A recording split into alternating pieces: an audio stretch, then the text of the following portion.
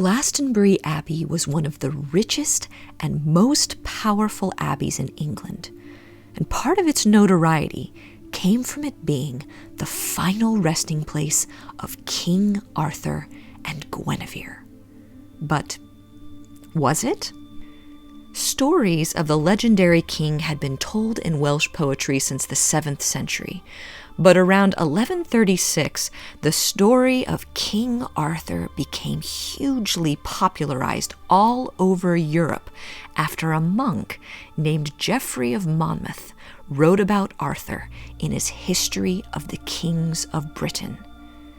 In a time where books were an incredibly rare commodity, it became one of the most widely read books in the Middle Ages.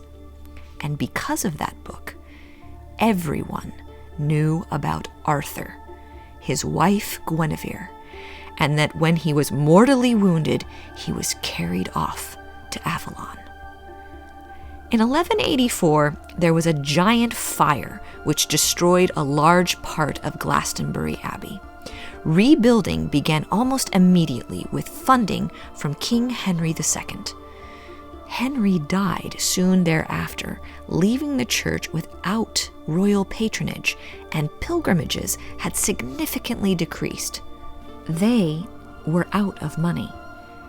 It was then, in 1191, the monks alleged that they had found the remains of the legendary King Arthur and his queen between two pyramids deep in the ground, inside a hollow oak tree, and that there was an inscription that said, "Here lies buried the glorious King Arthur and Guinevere, his second wife, in the Isle of Avalon."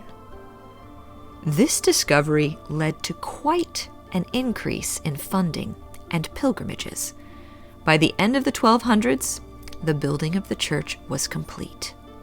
And in 1278, King Edward I and his wife, Queen Eleanor, came to Glastonbury Abbey, and a grand ceremony took place for the reburial of the bones of Arthur and Guinevere.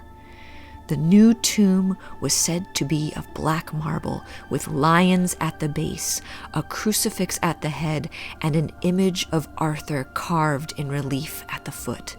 The heads and the knee joints of Guinevere and Arthur were left out for people's devotion.